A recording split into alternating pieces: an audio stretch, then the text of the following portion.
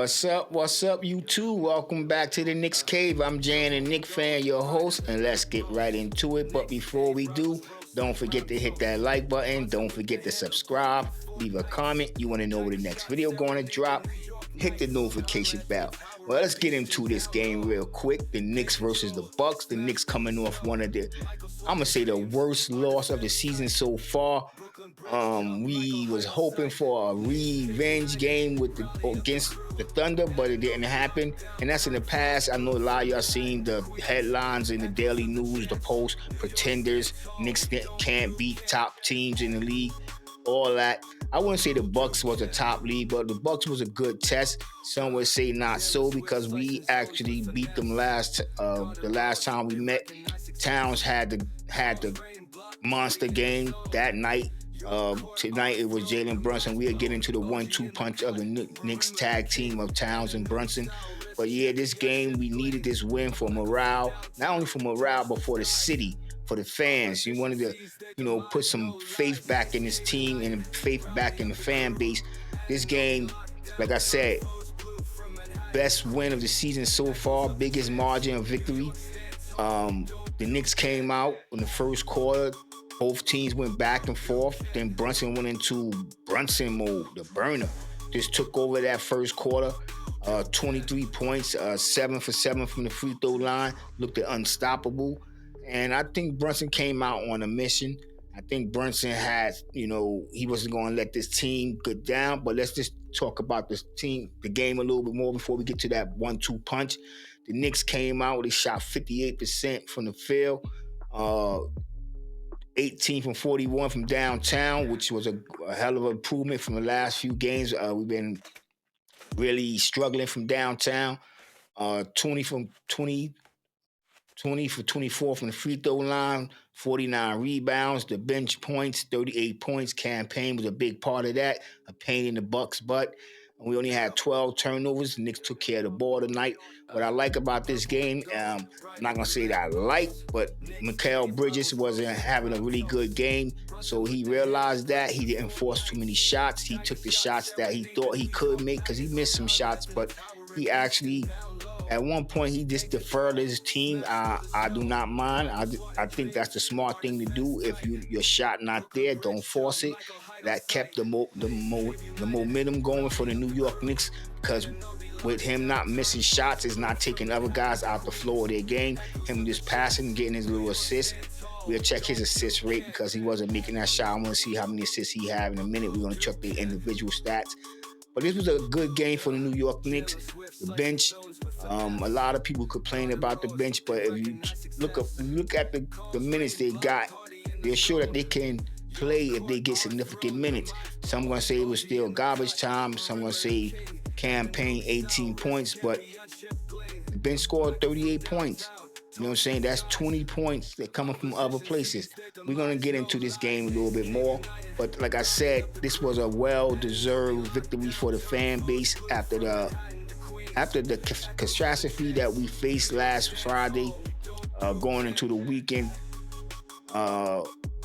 Looking forward to this game, but we got Detroit coming up. Like I said, we're going to get into them in a minute. Detroit is an improved game. We will talk about them as well as we end the video. This was a good victory for the New York Knicks. We came in and did our thing. That's all I can say. The Knicks did their thing tonight. 3-pointers, we shot 43% from downtown. Free throws, 83%. Rebounds, as you see, 49. Offensive rebounds, 10. Assists, 29 to their 22. Steals, we had 6. Both had 6 apiece. We had 4 blocks in that game. And when it came to turnovers, like I said, the Knicks only had 12 with 60 points in the paint. This is why I think the Knicks should concentrate on more points in the paint because we seem to dominate teams when we in the paint with paint points. So I really can't wait to Mitchell Robinson come back. So I want to see how Tibbs incorporate him into the offense. Will he start getting the bigs more involved? This is why I want to see Hooker Porty on the floor. Jericho Sims did not play tonight. One would speculate that he's about to get traded and they're trying to make sure he be healthy. Let's go finish with these stats before we jump into that 1-2 punch. Turnovers, as I said, I got into all that. The biggest lead the Knicks had in this game was 34 points. Only committed 18 fouls, no technical fouls. The Knicks had a damn good night. This game was what we wanted for a while in that losing streak. We thought we were seeing something like this, but it is what it is. It's time to move on. The Knicks come out victorious, dominating the Milwaukee Bucks, pushing them down the slot in the standing, and we moving up. Now let's get to Karl-Anthony Towns. Another 30-point game, 18 rebounds. The game before he had what? In that loss, I think he had 20 rebounds. And the backup in that loss, the Knicks was perfect from the free throw line, going 23 for 23 against the Thunder. Karl-Anthony Towns tonight, 10 for 16 from the field, a very efficient game. Him and Brunson was very efficient, 8 for 9 from the free throw line. As I said, 18 rebounds. Towns, man, listen, I know I said a couple of videos ago that I felt more comfortable, and I want to backtrack. You know, I'm a man, so I realize when I say something stupid, and I said something stupid, so I want to backtrack off that comment. When I say I'd rather have Karl-Anthony Towns and rather than Brunson, I want both of them on the floor. We're a dangerous team when both of these guys is on the floor. We can win the game when either one of them happen to have to miss a game. That's what I like about this team. People talk about our depth. I disagree with that. My whole feeling about the Knicks not having depth is that the players not getting playing time. But the Knicks got a 1-2 punch. I think we like 5th when in the duo, top duo scoring in the league. This is a very, very improved team. Detroit is too. We're going to have to talk about that. But this team is very much improved from last year. I want to talk about one thing other than the 1-2 punch before we move. Because Anunoby, they haven't been struggling. Bridges been struggling. But the thing about it, because I think they're being forced into roles that they're not comfortable with, and that's an offensive role. They're more feed off of guys. I want to see them do better, put them in position to better. I want to see them drive them to the hole. Like I said, I want more points in the paint. But Anunoby is a decent 3-point shooter. He's a 3-and-D guy, so I'm not really worried about his struggles. I know his struggles will probably end, especially around the playoffs. He's gonna have he bounced back from game to game, but Mikal Bridges do worry me. You know what I'm saying? But I don't want him going to the bench because I've seen people talking about that, but I don't want him going to the bench. But let's just talk about Brunson and that 44-point game he had. Todd Carmelo Anthony, I think 17, 40 game, 40-point game for the New York Knicks. Will Brunson be one of the greatest Knicks to play for this organization? If you ask me what he done so far to help this team get where they at right now, the sacrifices he made, I would say that make him great because not too many players will be giving up the amount of money he gave up. Like I said, he came out in this game early in the first quarter, man on a mission. He was not going to lose to the Bucks. And what I like about Brunson is his coolness, his calmness, able to not get rattled, especially in interviews. Like when, reporters try to bait him to get him to say something out of character, he stayed focused. Even with Josh Hart messing with him, he stayed focused, and he usually get the team answer. I often wonder, do he feel the way I feel? I doubt it because he's becoming a star. He won his minutes. Was a scary moment out there when he went down came up with a right shoulder injury. We want to see how bad that injury is tomorrow. Well, today, by the time this video get out, the game is later on tonight. Brunson and Towns can really, I think they can win a championship. We have the supporting cast. We just have to get our bench involved more, get them the rest that they need.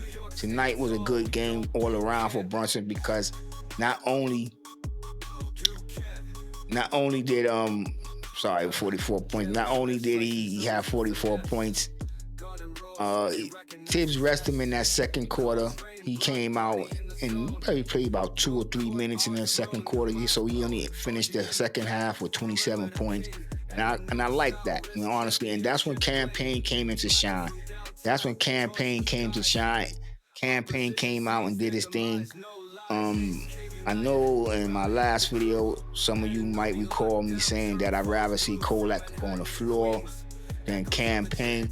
And I still do. I'm not going to lie to you. I'd rather see Kolek controlling the offense. Now, that would have to be, now we have to think about Payne or Deuce.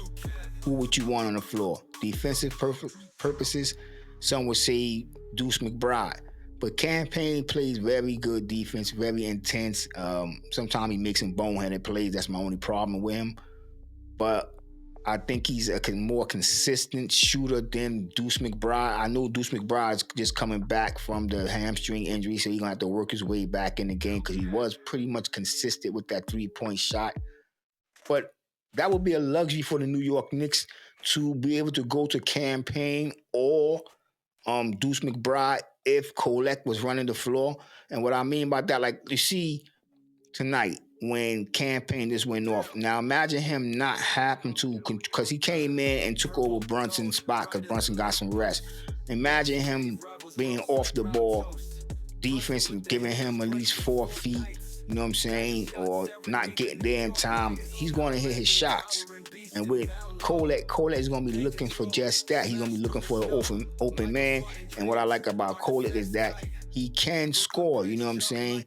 He's a sneaky scorer. So, I don't know, you know what I'm saying? I think Campaign is a very good addition to this team. It's just where we're going to really get him in to fit at, a steady pace, a position, time, minutes. That's why I said the biggest thing, my biggest concern with this team is that we don't have a steady, well, we do have a steady second man rotation, but I just don't like the amount of people we using on rotation. I think we should be like a 9-man rotation. I really want 10. I know some of you are going to say I'm going overboard. I would like to see one night he rests the whole starting unit and bring in the bench. I know a lot of people want to say, they seem to lose leads or let leads slip or sometimes go deficit. But I think with more playing time, that won't be a problem. And that's the whole thing. My beef with Tibbs is giving the guys the minutes that I think they deserve. Hooker Porty coming off the bench before Sims, but we wasn't seeing Sims, nor was he seeing Hooker Porty. Precious Achiuwa was filling that role. And that's what I mean about 3-man, 7-man rotation. Let's be honest, because it's only an 8-man rotation right now because, well, Shamet was back, and I don't know with Shamet. Well, he's still playing himself, and I'll give him time before them threes start dropping. But Shamet right now is an enigma. Let's be real. He's a really enigma.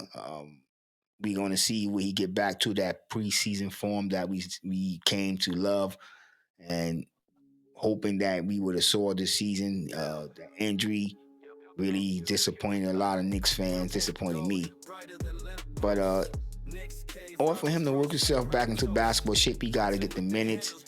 I think if Tibbs start giving these guys real minutes, it would be beneficial for the team, especially Karl Anthony Towns. It'll keep him out of foul trouble. Jalen Brunson be well rested for the fourth quarter. That's what I'll be thinking about, the fourth quarter, because if we can just keep even if we have a lead, if we can keep a 5 or 6 point lead and the bench can hold that 5 or 6, or even a 2 or 3 point lead, or if we got a deficit, if it's a 2 or 3 point deficit, you know what I'm saying, and the ball move, and if the bench is competing, you know what I'm saying, why not rest him and let Jalen Brunson explode in the fourth? Karl Anthony Towns take over in the fourth, the 1-2 punch of the New York Knicks. I think that's very, doable, you know what I'm saying? And I think some coaches, that's what they want to do, save their best players for down when it matters, you know what I'm saying? Before they can have them spurts of energy, you know what I'm saying? That's my only problem is player management, minutes management with Tom Thibodeau. That hear me complain about it, but there really wasn't too much to complain about in this game. I'm not gonna say a perfect game, even though this was a perfect victory. One of our best victory, biggest margin of the season. Um, yeah, I mean, a real good bounce back game. Hats off to the New York Knicks and Tom Thibodeau. Now let's talk about that Detroit Pistons team. You know what I'm saying? I'm a 2K player and I find myself using them because I like the players. Tobias Harris and Tim Hardaway additions to this team. We know Ivy went out, but they made this team dangerous in my opinion. Right now, in their last 10 games, they're 8-2. In the last five, they 4-5, 4-1. They won 4 of their last 5 games. They beat the Raptors, the Nets, and the Trailblazers and the Timberwolves. They lost to the Golden State Warriors. Last year they only had 14 wins, and now they 20 and 19, eighth in the Eastern Conference. A dangerous team. One of them teams that I said in my last video that when I was complaining about, the Knicks not having the energy to compete, that this might be dangerous. You got to remember, we 1-1, but they beat us in December. The end of the year they beat us. So it's not like they cannot beat us. And if Brunson can't go, who knows? You know what I'm saying? Hardaway seem to be, well, I'm not going to say Hardaway. When people come to the Garden, players come to the Garden, they be rejuvenated. We see guys that only average 2, 3, 4 points, going for 15, going for 20, some guys 30. And that be my problem because I know our bench have that capability. It's just that they don't get the opportunity. That's my whole problem. But the Knicks are going to have their hand filled with Detroit. They're averaging 112 points per game. They're 15th in the league. Pace at 17, 97.9. Field goal percentage is 13, 48, 46%. From downtown, they're shooting 36%, making 13 a game. Free throw, they're hitting 76%. Rebounds, 44. Offensive, they get 11 offensive rebounds a game, averaging 25 assists a game, which put them 15. The Knicks gonna have to take this team serious, you know what I'm saying? And I know they will because we lost to them the last time. And they improved. Like I said, they only won 14 games last year. Now they had 26 above that mark. And there's a lot of games left, like I said. You know what I'm saying? This is half of the season about to be over. So I'm pretty sure they can get over 30 wins. The way they're playing right now, Detroit should be able to get at least, in my opinion, they should finish the season with at least 34 wins. You know what I'm saying? And they looking impressive. You know what I'm saying? So the Knicks cannot sleep on this team. They have to take them very seriously. They can't come in thinking that this is going to be a walk in the park because this is a very dangerous team. So the Knicks going to have to come out with the same intensity that they did against the Bucks. Like I said, we have to see how Brunson is. Will he be out? Will that shoulder be sore or stiff?